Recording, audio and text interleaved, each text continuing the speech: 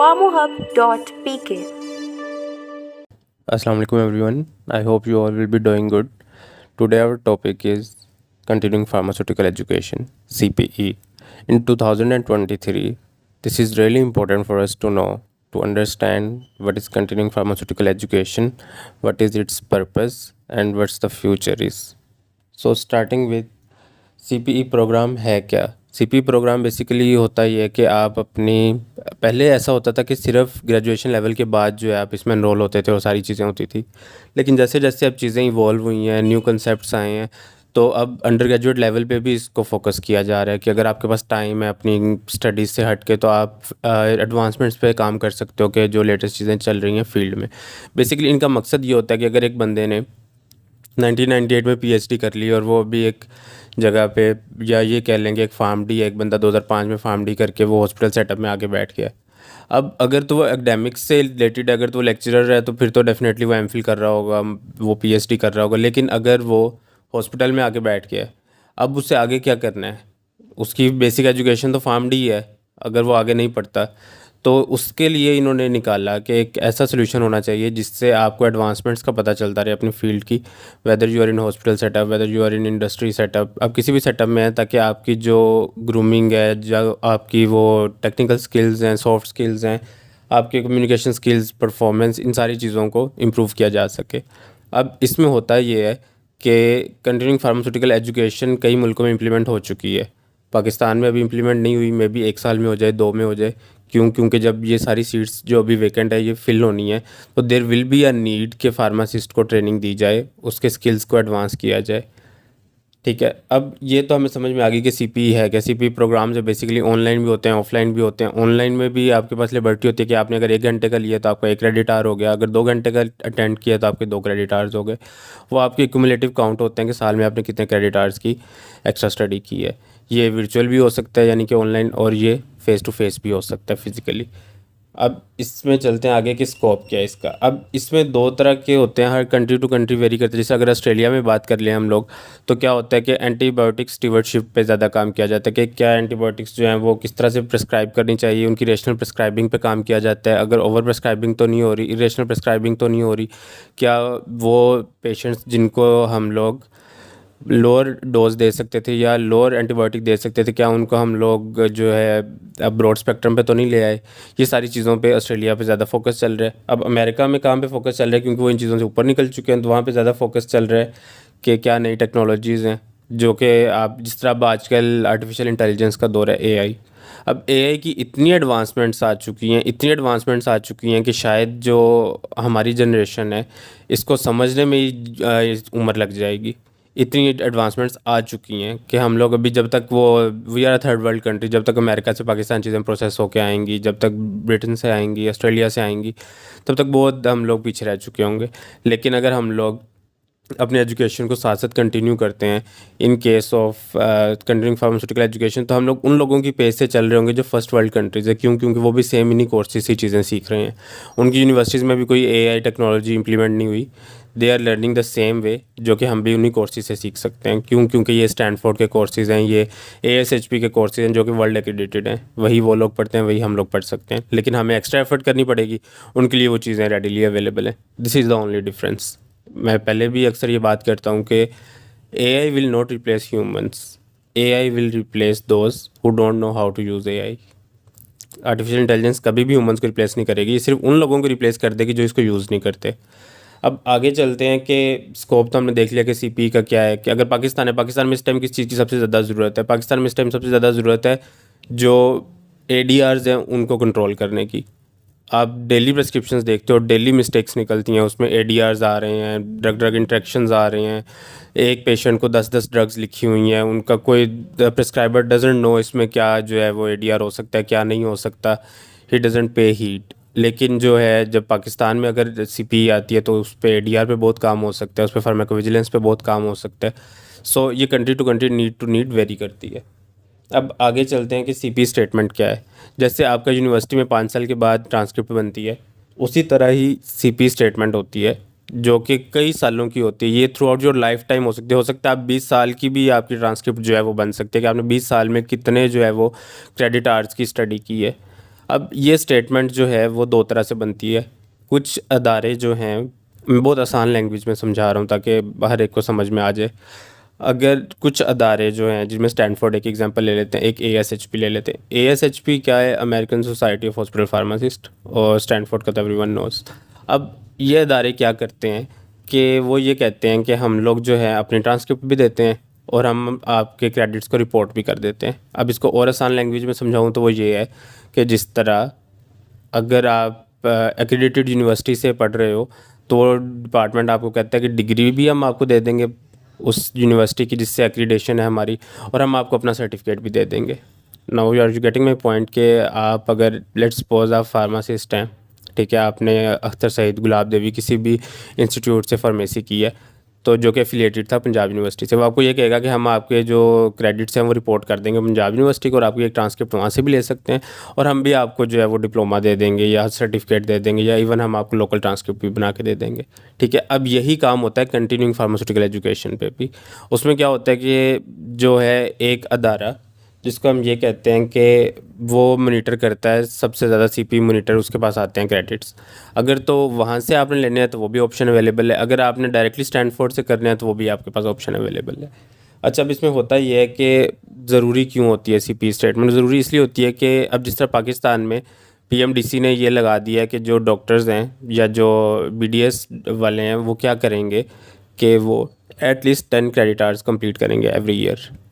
ठीक है, अब इसी तरह बाहर भी है कि अगर आपने फार्मेसी स्टोर आपको लाइसेंस रीन्यू करवाना है तो आपके इतने क्रेडिट आवर्स कंप्लीट होने चाहिए। उसके लिए आपको अल्टीमेटली कोर्सेज तो करने हैं, लेकिन कहाँ से करने हैं, कैसे करने हैं, क्यों करने हैं, ये चीज़ें हम डिस्कस कर रहे होंगे इस वीडियो में। That is why it is important. क्योंकि आज पाकिस्तान में for doctors it is really important कि उन्हें साल में 10 कोर्सेज करने हैं। तो आने वाले वक्त में जब फार्मासिस्ट की वो एक ख़ास रेंज और वो ख़ास एक पॉपुलेशन डेवलप हो जाएगी गवर्नमेंट इंस्टीट्यूट्स में, तो ये फार्मासिस्ट पे भी लागू होगा। उसके लिए पाकिस्तान में डॉक्टर्स के पास UHS है, आगा खान है, जो कि एक्रेडिटेड कोर्सेज प्रोवाइड कर रही हैं, ऑनलाइन भी और वर्चुअल भी। एक ही बात होगी, ऑनलाइन और वर्चुअल या फिर फिज़िकली भी। ठीक है, अब आगे हम चलते हैं कि CPE प्रोवाइडर्स कौन कौन से। प्रोवाइडर्स से मुराद है अदारे।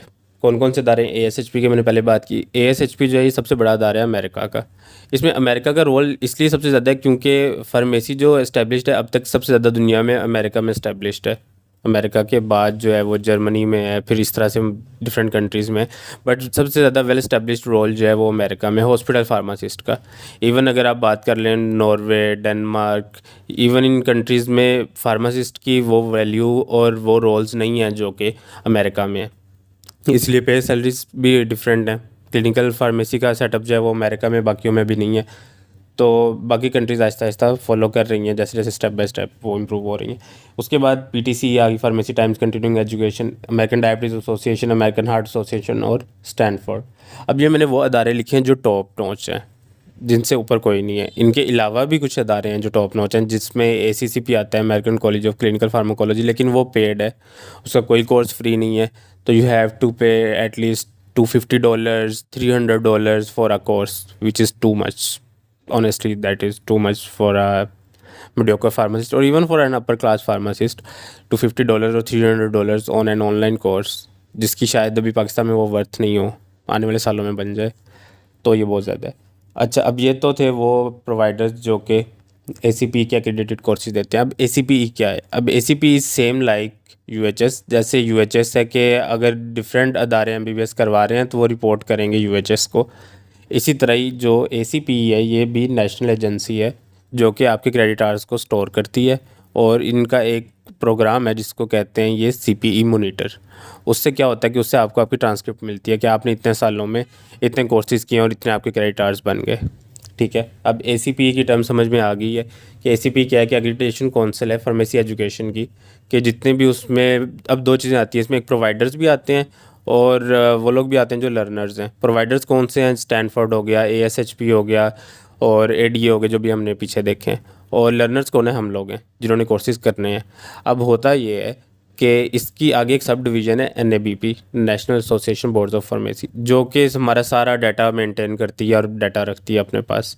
अब जब हम ACPE की वेबसाइट पे जाएंगे ना, तो इसकी वेबसाइट पे भी आपको लिस्ट मिल जाएगी तमाम प्रोवाइडर्स की, जिसमें ASHP भी आता है, जो जो एक्रीडेटेड है। अब एक्रीडेशन ज़रूरी नहीं है। अगर आप ये कहते हैं कि एक अदारा है वो एक्रीडेटेड नहीं है ACPE से, तो कोई फ़ायदा होगा आपको? हाँ, फ़ायदा बिल्कुल होगा। क्या फ़ायदा होगा कि आपका सर्टिफिकेशन आ गई, एक बात। दूसरी बात ये कि आपके पास जो है वो स्किल सेट इम्प्रूव हो गया। हाँ, लेकिन आप उसको शोकेस नहीं कर सकेंगे लेटर ऑन लाइफ, आपकी कन्फाइंड एक जगह पे चीज़ें नहीं होंगी। इसलिए I would recommend and it should be recommended कि ACPE ही एक्रेडिटेड आप कोर्स करें, ताकि आपकी चीज़ें एक जगह पे कन्फाइन हो सकें। अब यहाँ तक काफ़ी कन्फ्यूजन्स आपके माइंड में आ चुकी होंगी, नॉर्मली आनी बनती भी हैं, because all this things are new. ठीक है, अब इसमें लेट मी एक्सप्लेन ब्रीफली कि किस तरह से चीज़ें हो रही हैं। सबसे पहले दो तीन चीज़ें इंपॉर्टेंट ज़हन में रखनी है। क्यों करने हैं कोर्स? ये भी हो गया कि हो सकता है आने वाले 1-2 साल में पाकिस्तान में भी ये लागू हो जाए कि आपने 10 क्रेडिट आवर्स कंप्लीट करने हैं। नहीं भी होते तो आपने घर तो बैठना नहीं, आप अगर फ्री हैं, आपके पास टाइम है, तो कोई हर्ज नहीं, आप महीने में 1-2 कोर्सेज कर लें ऑनलाइन, तो ठीक है, आपका स्किल सेट इंप्रूव हो रहा होगा। अगर आपने क्राउड से लदा होना है तो you have to do something different. अब आगे अगली बात कि करना क्या है। करना ये है कि आपने कोर्सेज करने हैं, कहाँ से करने हैं वो मैंने पाँचों आपको बता दी जगह। अब उन पाँचों की डिटेल हम आगे देख लेंगे। अब ACPE क्या है? ACPE अदारा है जो कि आपका डाटा रखता है, जो कि मॉनिटर करता है। जिस तरह पाकिस्तान में कह लें पंजाब यूनिवर्सिटी है, इससे आगे अगर 20 एफिलिएटेड कॉलेजेस भी, आप किसी से भी फार्मडी कर लें, लेकिन उनका सारा जो है ना मटेरियल डाटा वगैरह वो पीछे पंजाब यूनिवर्सिटी के पास होता है। इसी तरह ACPE है, उसके आगे प्रोवाइडर्स हैं कि कहाँ कहाँ से आप क्रेडिट्स या कोर्सेज कंप्लीट कर सकते हैं। ठीक है, अब आगे चलते हैं NABP पे। NABP का अभी हमने देखा था कि NABP जो है वो एक कोलैबोरेटिव अदारा है ACPE के साथ। कोलैबोरेशन में ये क्या करता है कि हमारा सारा का सारा जो है ना वो डाटा रखता है। अब NABP को अलहदा से क्यों बनाया गया? अलहदा से इसलिए बनाया गया है, अब इसकी मैं रीज़न बताने लगा हूँ। अब ACPE जो है वो खुद किसका डाटा रखता है? अगर हमारा डाटा NABP रखता है, वो रखता है प्रोवाइडर्स का डाटा, जो जिसमें ASHP आ गया, जिसमें ADA आ गया। लेकिन जो लर्नर्स हैं उनका डाटा रखता है NABP। ये थोड़ी टेक्निकल टर्म्स हैं, लेकिन चूंकि वीडियो में रिकॉर्ड हो रही हैं तो इसलिए आप बार बार भी सुन सकते हैं, समझ सकते हैं, फ़ायदा ये है। अब इसमें चलते हैं कि NABP क्या करते हैं। NABP जो है वो सोलो हैंडेडली डील करता है तमाम फार्मासिस्ट के मैटर्स को USA में। इवन अगर आप NABP की वेबसाइट पे जाएं, अपना अकाउंट बनाएं, वहाँ पे प्रोफाइल नंबर आपको एक मिल जाता है जिसको NABP नंबर कहते हैं। वहाँ से आप प्रैक्टिस एग्जाम्स दे सकते हैं USA की, यहाँ बैठ के, बगैर किसी टेंशन के। आप ऑनलाइन नेटफ्लिक्स को क्रैक करें, आपको समझ आ जाएगी आप नेटफ्लिक्स कर सकते हैं या नहीं कर सकते। आप FPG का मॉक टेस्ट दें, जिसको प्री FPG कहते हैं, प्री नेटफ्लिक्स कहते हैं। वो देने के बाद आप वहाँ पे अपना नेटफ्लिक्स के लिए अप्लाई भी कर सकते हैं थ्रू NABP। और ये एक रास्ता है NABP फार्मासिस्ट का किसी भी मुल्क से अमेरिका में जाने का, और अमेरिका वाले फार्मासिस्ट का अपने लाइसेंस को रीन्यू करवाने का। अब जब अमेरिका वाला फार्मासिस्ट है उसको भी लाइसेंस इशू करता है NABP। अब NABP लाइसेंस कब इशू करेगा? जब उसके पास 10 क्रेडिट आवर्स या 20 क्रेडिट आवर्स जो भी रिक्वायरमेंट है स्टेट की, वो उस फार्मासिस्ट के मौजूद होंगे उसके मोनीटर पे, तो वो ओके कर देगा लाइसेंस को रीन्यू, वरना वो नहीं करेगा।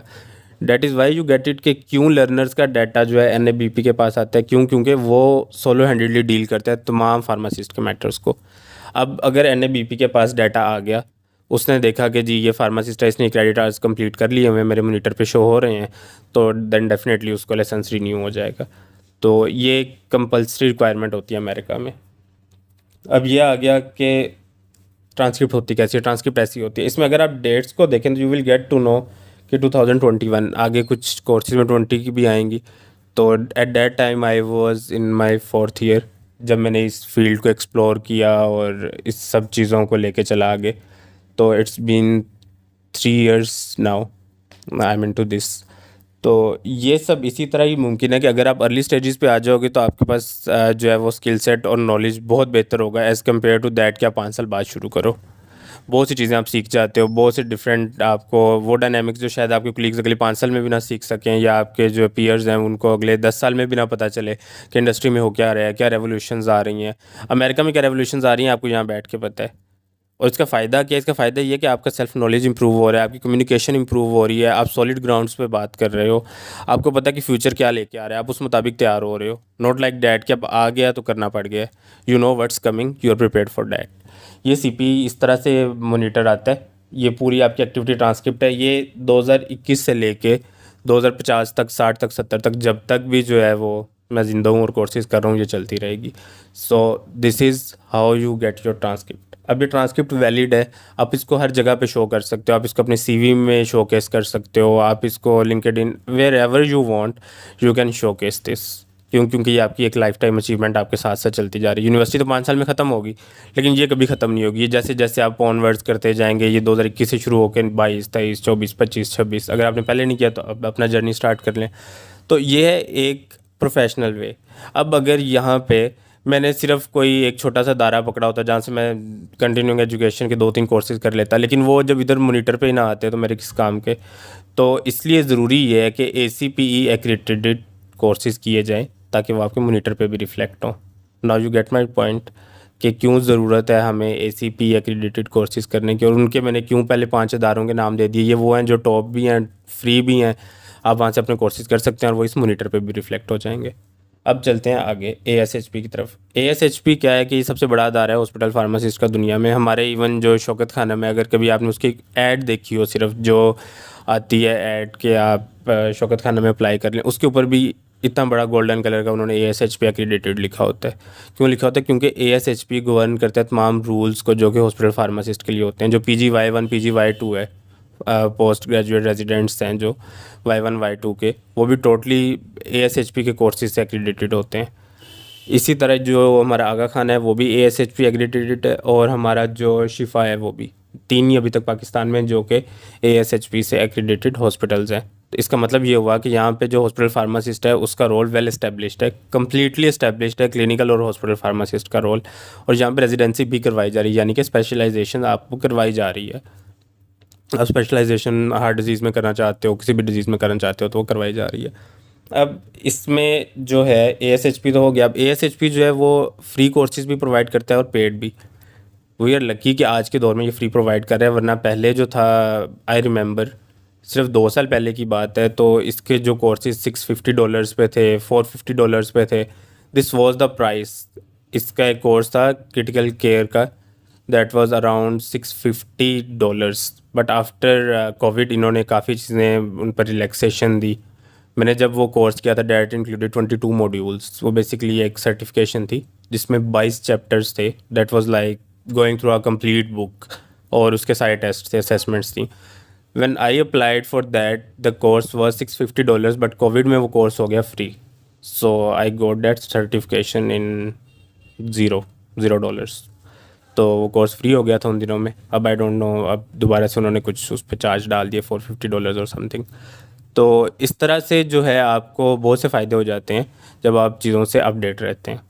अब आगे चलते हैं कि होता कि अब ASHP में 2 चीज़ें होती हैं। आप मेंबर हैं, वेल एंड गुड, आपको चीज़ों का पता चलता है, लेकिन मेंबरशिप की कुछ फ़ीस होती है। आई गेस स्टूडेंट पे $50 है एनुअली, तो डैट इज़ नथिंग। $50 कोई ज़्यादा मसला नहीं एनुअली जब आपने देनी हो, लेकिन ज़रूरी नहीं है फ़ीस। आप इसमें फ्री कोर्सेज भी कर सकते हैं, अपना अकाउंट बनाएं, मेंबर ना बने, फ्री कोर्सेज कर लें। सेकेंडली ये कि जो फर्स्ट ईयर स्टूडेंट्स हैं उनको फ्री मेंबरशिप अवेलेबल है। फिर जैसे जैसे आप सेकेंड ईयर में आते हो तो $20, फिर $30 एनुअली, फिर इस तरह से बढ़ती जाती है। आज से 2-4 साल पहले, 3 साल पहले तो ये $25-30 दुखते ही नहीं थे।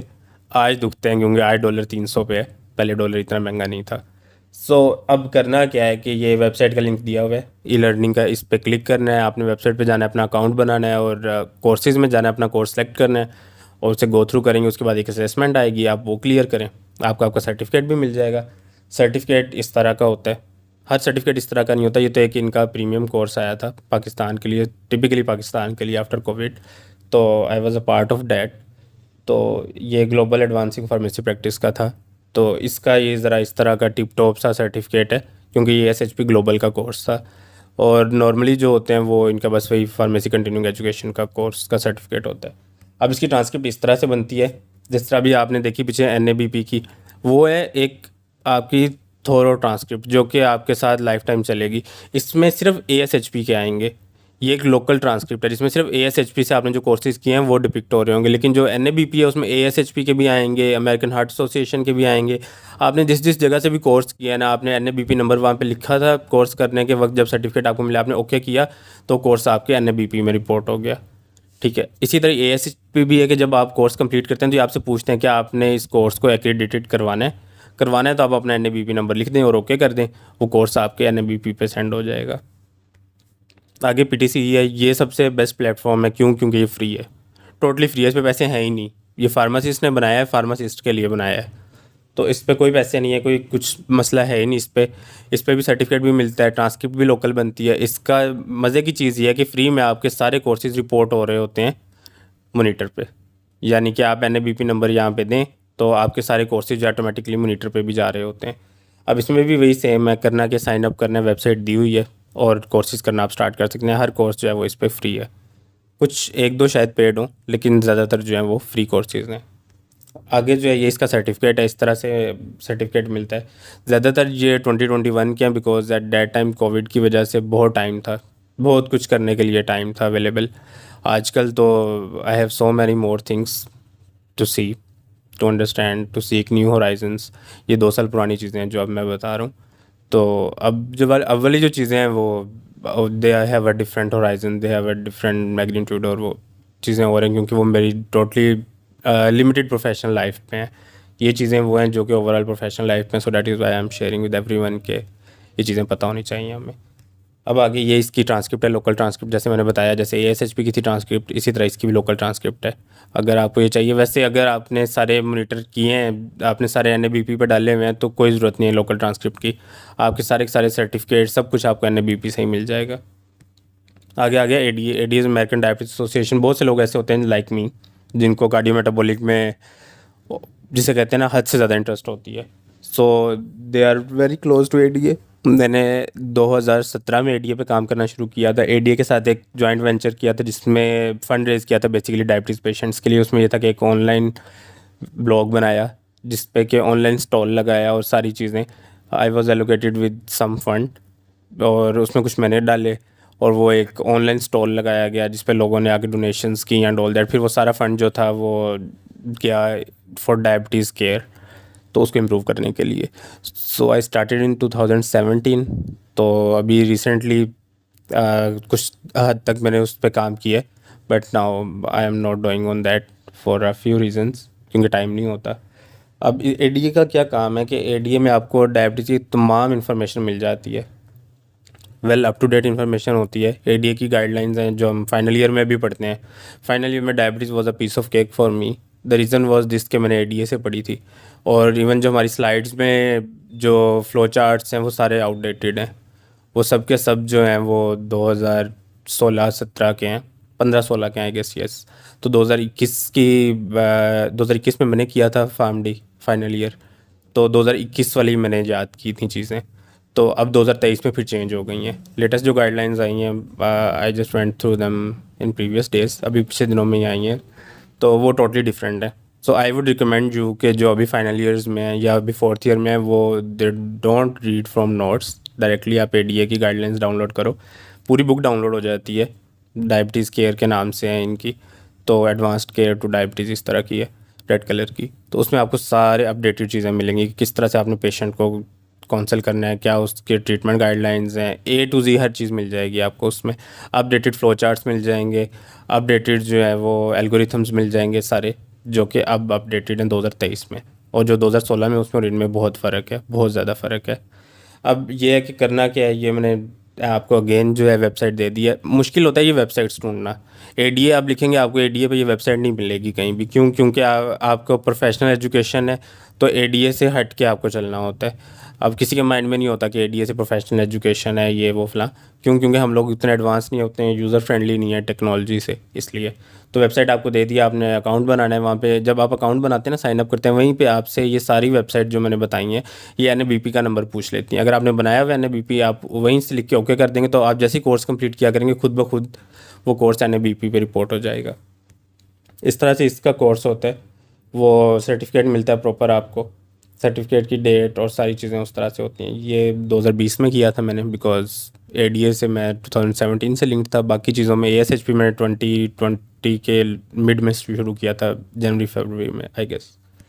उसके बाद आगे AHA American heart association, because I had significant interest in cardiometabolic as I told you guys earlier. तो मैंने हार्ट को भी पकड़ा हुआ था, कार्डियोमेटाबॉलिक को कम्प्लीटली पकड़ा हुआ था। सो AHA was very important for me कि क्या चल रहा है आजकल कार्डियो में। तो उसके लिए जो है वो सेम थिंग, आप लेटेस्ट कोर्सेज करो स्ट्रोक पे, हाइपरटेंशन पे। There is a lot more to see कि क्या नई इंटरवेंशंस आ रही हैं, उसमें फार्मासिस्ट का क्या रोल है। भले पाकिस्तान में काम आएंगी नहीं आएंगी, आपके नॉलेज के लिए बहुत काम आएंगी। आने वाले वक्त में वही चीज़ें पाकिस्तान में आ रही हैं, स्टेप बाय स्टेप आ रही हैं। हमारी फार्मा इंप्रूव हो रही है, न्यू प्रोडक्ट्स, न्यू मॉलिक्यूल्स आ रहे हैं, न्यू अप्रोचेज़ आ रही हैं। तो आप already you are well prepared for the future. Website दी हुई है, इस पर क्लिक करना है, आपने जाके अपना अकाउंट बनाना है, NABP नंबर लिखना है, उसके बाद जो है अपनी मर्ज़ी के कोर्सेज सेलेक्ट करने हैं और वो जब भी टाइम मिले उन्हें करते जाएँ। 3.5 क्रेडिट आवर्स का मतलब होता है 3.5 घंटे का कोर्स। 1 क्रेडिट आवर का मतलब होता है 1 घंटे का कोर्स। तो वो जो भी आपके पास जितना भी टाइम हो उस मुताबिक। इसमें पेड कोर्सेज भी हैं, इसमें फ्री कोर्सेज भी हैं, अप टू योर चॉइस। इस तरह का इसका सर्टिफिकेट मिलता है जब हम कोई भी कोर्स कंप्लीट करते हैं। उसके बाद आ गया लास्ट पे स्टैनफोर्ड। वीडियो थोड़ी लंबी हो गई है, लेकिन मसला ये था कि बहुत टेक्निकल, टोटली टेक्निकल जो चीज़ें थी, और अगर डिटेल में एक्सप्लेन ना की जाती तो शायद बहुत सी कन्फ्यूजन्स रह जाती बहुत से लोगों के माइंड में। Everyone not has that sharp mind, लेकिन जिन लोगों का है उनको बड़ी जल्दी समझ आ गई होंगी। जिनका नहीं है तो वो 2 दफ़ा वीडियो देख लेंगे। कोई रिस्ट्रिक्शन नहीं होती कि आपका बहुत शार्प होना ज़रूरी है। जिसके अंदर भी लर्निंग एजिलिटी है, आई थिंक वो किसी भी चीज़ को गेन कर सकता है। So learning agility is important. और ये जो है आपका अंडरस्टैंडिंग, वो विद टाइम इंक्रीज़ होती जाती है। जैसे जैसे आप प्रोसेस से फेमिलियर होते हो, जैसे जैसे आप टेक्नोलॉजी से फेमिलियर होते हो। आने वाला वक्त इसी चीज़ पे आ रहा है। अगर आप अभी भी अपने आसपास देखें तो AI का दौर है। आपको ChatGPT अभी रिसेंटली जो लॉन्च हुआ है, आप उस पर देखें कि इतना हैवीली उस पर लोग रिलाई कर रहे हैं, कंपनीज इवन रिलाई कर रही हैं। उन्होंने अपने प्रॉपर मॉडल्स को यूज़ किया है कि किस तरह से वो अपनी फीड को बेहतर करेंगी, कंटेंट को बेहतर करेंगी। तो इसी तरह अगर आप AI के दौर में इन चीज़ों को इंपॉर्टेंस नहीं दे रहे हो और वही कन्वेंशनल स्टडीज़ पे बेस कर रहे हो, तो आपका स्किल सेट बहुत पीछे रह जाएगा। वो लोग आपको बीट कर देंगे जो कि नए आए हैं। क्योंकि जो चीज़ें आपने 10 साल में की हैं वो 1 साल में करके कहेंगे हमें तो कुछ और करने के लिए चाहिए अब। क्योंकि आपने 10 साल में कुछ नहीं किया, तो 1 साल में वो कुछ नहीं करके अगले साल आपसे डिमांड करेंगे भाई अब हमें कुछ नहीं याद हो, वी वांट समथिंग न्यू, ये इससे तो हम बोर हो गए, ये आ गया हमें। सो खैर स्टैनफोर्ड पे आते हैं। स्टैनफोर्ड में भी सेम वही सीन है कि ASHP की तरह इसका भी कंटिन्यूइंग एजुकेशन है। फ्री भी कोर्सेज़ हैं, इसमें पेड कोर्सेज़ भी हैं। आप इसमें अच्छे वाले कोर्सेज़ भी कर सकते हैं और नाजुक कोर्सेज़ भी कर सकते हैं। It all depends on you कि आप कितनी इंटरेस्ट के साथ इसको डील करते हैं। स्टैनफोर्ड मेडिसिन का सर्टिफिकेट इस तरह का आता है। तो ये अच्छा, इसमें एक चीज़ ये है कि आपको फार्मासिस्ट और नॉन फार्मासिस्ट दोनों कोर्सेज़ की इजाज़त होती है। स्टैनफोर्ड में सिर्फ 2 कोर्सेज़ हैं जो कि एक्रीडिटेड हैं, जिनका आपको क्रेडिट मिलेगा। उसके अलावा आप स्टैनफोर्ड की ट्रांसक्रिप्ट में तो कोर्सेज़ रिफ्लेक्ट होंगे, लेकिन मोनीटर पे नहीं जाएंगे। आपको जो NABP का मोनीटर था उस पे नहीं जाएंगे। सिर्फ 2 कोर्सेज़ हैं उसमें।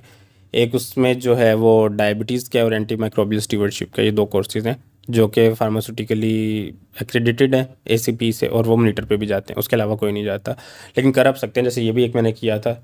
ये जो है कोर्स था, ये नॉन फिजिशियन के तौर पे किया था मैंने, यानी कि फिजिशियन कहते हैं MBBS डॉक्टर को। तो ये नॉन फिजिशियन के तौर पे था, इसलिए इसका जो क्रेडिट है वो मुझे नहीं मिला। 1 क्रेडिट है इसका, AMA PRA, लेकिन वो मेरे किसी काम का नहीं। क्योंकि CPE क्रेडिट नहीं है। CME कहते हैं कंटिन्यूइंग मेडिकल एजुकेशन, वो होता है फॉर MBBS। हमारा है CPE कंटिन्यूइंग फार्मास्यूटिकल एजुकेशन। हमें सिर्फ वही क्रेडिट मिलता है जो कि CPE एक्रेडिटेड होता है। इस तरह इसकी भी लोकल ट्रांसक्रिप्ट आती है। अब देखें, हम ट्रांसक्रिप्ट पे लिखा हुआ है नॉन फिजिशियन पार्टिसिपेशन क्रेडिट। ये क्यों लिखा हुआ है? क्योंकि मैंने काफ़ी कोर्सेज जो किए थे वो नॉन फिजिशियन थे, लेकिन मैंने चूँकि आई हैड इंटरेस्ट, अगर इसमें भी आप देखें तो यू विल सी के एक्टिविटी नेम में hypertension, diabetes, because I had significant interest in cardiometabolic. अगर आपकी सिग्निफिकेंट इंटरेस्ट है किसी भी एक चीज़ में और उसमें आप कुछ करना चाहते हैं, still right now in today's, आजकल भी मैं जो है कार्डियोमेटाबॉलिक पे ही काम कर रहा हूँ। और सारी चीज़ें आपकी प्रोफेशनल एजुकेशन, प्रोफेशनल जर्नी, हर चीज़ उसी अकॉर्डिंगली चलती है जो भी आपने डिसाइड किया होता है, जिस भी आप रिस्पेक्टिव फील्ड में या स्पेशलाइजेशन में रुकना चाहते हैं। मे बी इन फ्यूचर कार्डियोमेटाबॉलिक से किसी और में इंटरेस्ट हो या चला जाऊँ, but still right now I M on it. तो ये थी सारी चीज़ें कंटिन्यूइंग फार्मास्यूटिकल एजुकेशन की।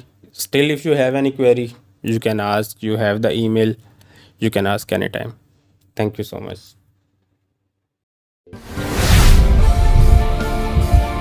For any queries, join us on our social media sites.